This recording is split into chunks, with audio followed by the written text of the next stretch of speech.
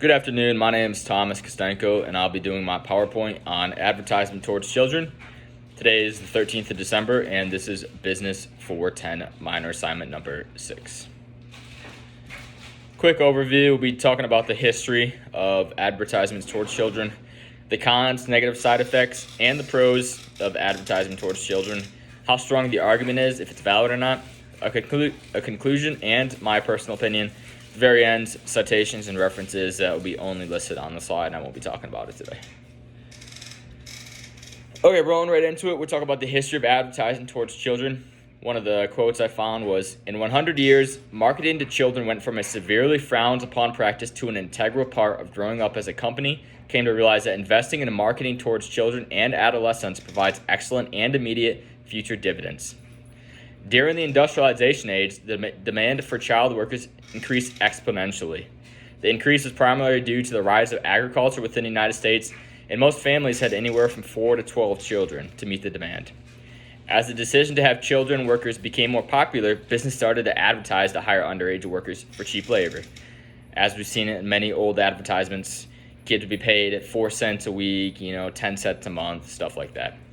The popular decision to advertise to children, eventually hire them, took the adolescents workers out of school and into the workforce. The long-term damage resulted in uneducated men and women maintaining low income and poor job quality the rest of their lives.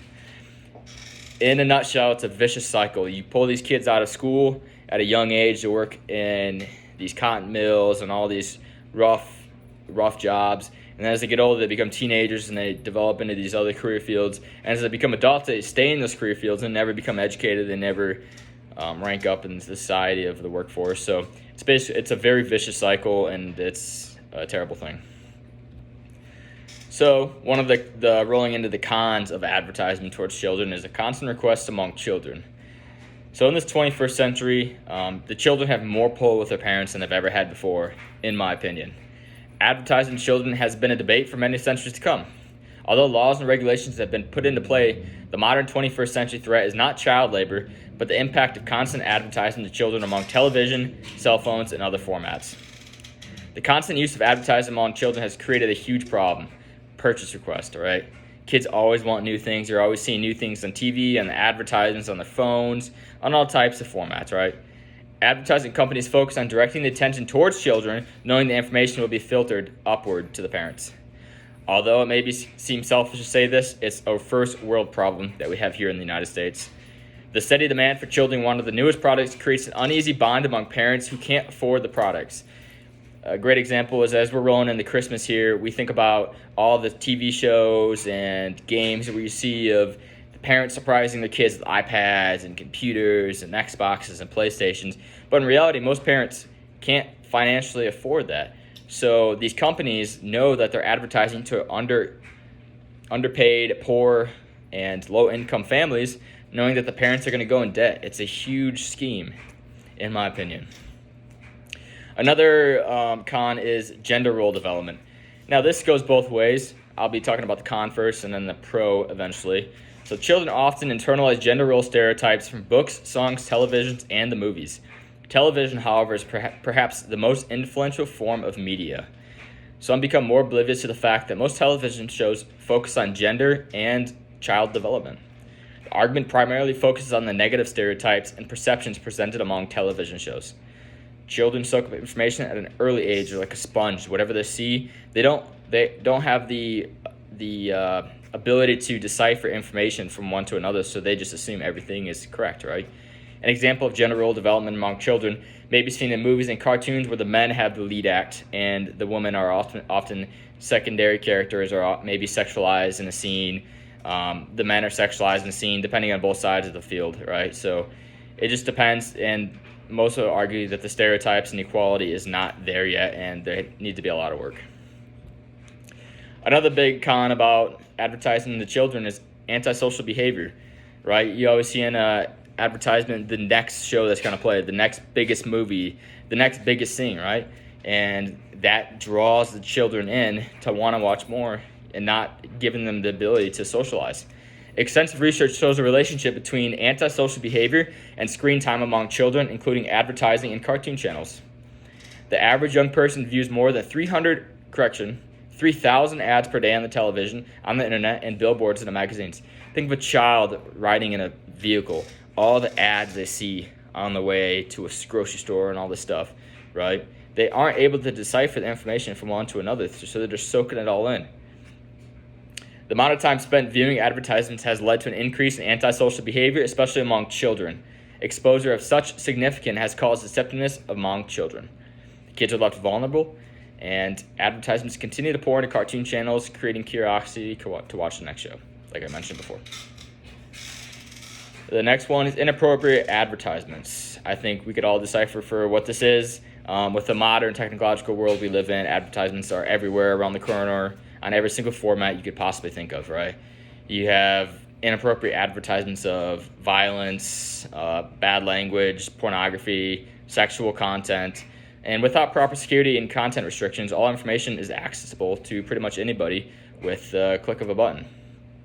A new study published in the Journal of Development and Behavior Pediatrics reviewed 135 different apps aimed at children, including many from the 5 and under category in the Google Play Store, and found that 100% of the free apps and 88% of the apps included ads, unrestricted ads. So whether it's inappropriate or violent or, bad language, we don't know, but it's on there, and we all know it's on there.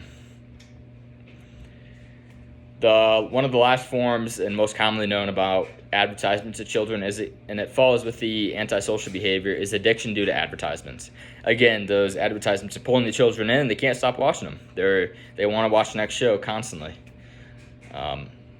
So an idea of this would be if they're watching a new cartoon and the cartoon commercial comes on and says, the next episode is going to be this, going to be that, and the child can't resist, right? Matthew Farrell, a PhD and chief scientist at RTI, mentioned, our findings suggest that e-cigarette TV advertisements are successful convincing adolescent viewers to try the novel products they promote. So a little bit more excessive or crazy example would be children viewing e-cigarette TV advertisements. They can't decipher the information for one or another, and nicotine advertisements have proved to work among children, which is pretty sad.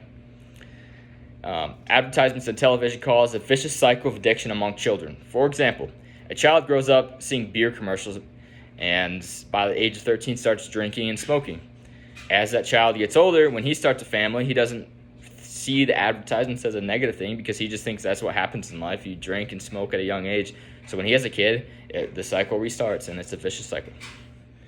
Continuing part 2, we'll be talking about the pros of advertising towards children. So on the flip side, some may say and argue that commercials and advertisements aimed towards children enhance social development.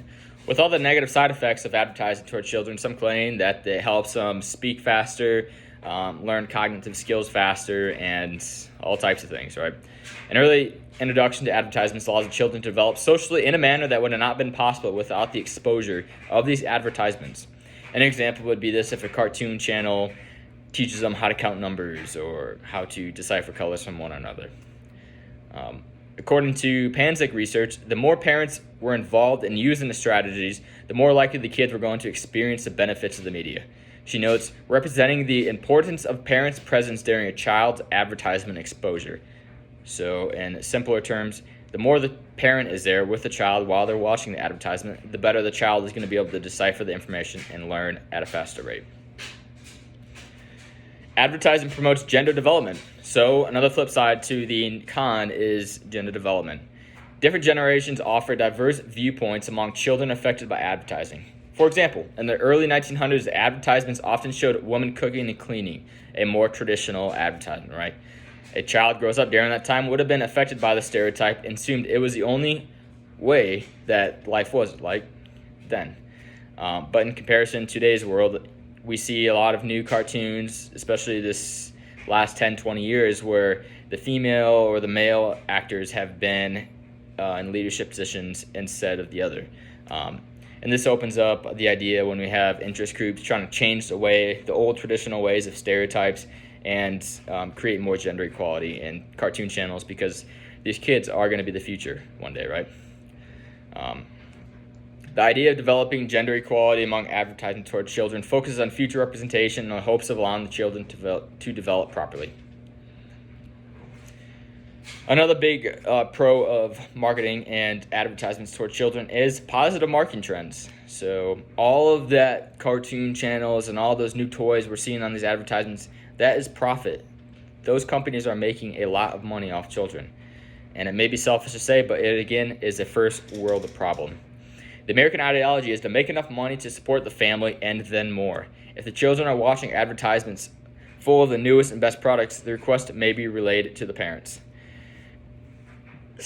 According to the 2008 YTV Kids and Tweens report, as a result, industry spending on the advertising to children has exploded in the past 2 decades. In the United States alone, companies spend over $17 billion doing this, more than double than it was in 1992. Again, emphasizing the point that a lot of kids are watching TV and on their cell phones, and they're seeing all these ads constantly. All these companies are recognizing it, and they're pouring tons and tons of money into the advertisement industry to promote their business and create profit. So one of the main ways that these companies are making profit is these kids see the advertisement and they're pestering their parents to say, hey, I want this. And again, it goes into the financial stability of the parents and their decision.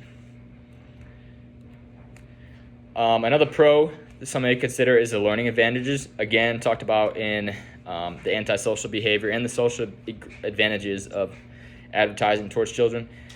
Some may agree that watching cartoons and advertisements for children helps them learn at a faster rate if they're watching the right content and if the parent is there. Okay, now we're talking about how valid the argument is. The argument of whether advertising should be targeted towards children is completely valid. And of the 6 sources used in the PowerPoint, 2 of them were considered opinionated and unreliable information, which I wanted because I wanted to create bias among the PowerPoint and counter arguments as well. The remaining 4 sources were references, scholarly studies, and journals peer-reviewed by professionals of the respected career fields. A valid argument is only valid when all the premises prove true. In the case of ads geared towards children, all the arguments against the provision hold and provide factual arguments. Conclusion. The concept of advertising to children is strictly a business strategy. And if you don't understand that, then it's very important to understand that advertising was only geared for profit at the end of the day. It was not geared to manipulate or create a psychological and mental bearing among children and individuals. Advertising to specific markets, such as children, has been around for hundreds of years and has been proven to be effective. As mentioned at the beginning of the PowerPoint, kids have been pulled from work and school during the industrialization age, and in today's world, they're getting pulled from their televisions to want McDonald's. Overall, both sides of the argument are incredibly compelling and offer plenty of convincing information. The evolution of advertising has taken a turn for the better in the last decade, and it'll be interesting to see what happens in the future. Now we roll into my personal opinion. My personal opinion about the advertisements towards children, I don't think it's good. I don't think the amount of advertising towards children is good for their psychological well-being and their physical well-being at the end of the day, because if they're stuck inside watching TV, how are they going to be able to create social skills, in my opinion? All the counter arguments represented the positive side of the ads. So when I was talking about the 2 references I used that were personal bias and opinionated information, they came from blogs, journals, and other types of websites that I wouldn't consider factual.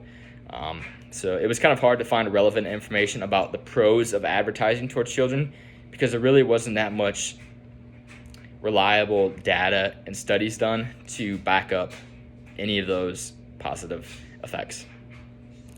I would agree that ads have been watered down in the last 100 years, but I would not agree that ads can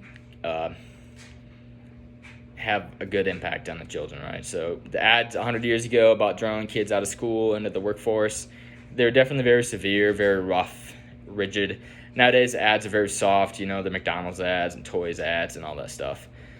In the modern world we all live in, advertisements are slowly becoming irrelevant. As kids grow up with ads, they become immune to the large billboards, commercials, or any other form of ad in everyday life. Who knows where the ads are going to end up in the future? I do know that as growing up in the early 2000s, I've seen a lot of ads. My wife has seen a lot of ads, and we're not really particularly looking out for them when we're out and about because we're so used to seeing them. So I'd be curious to see what happens in the future and how the companies are going to be able to grab the children's attention, because advertisements are slowly becoming ineffective. So, the last 2 slides are picture citations and references. And that is it for Business 410, advertisements toward children, and thanks for listening.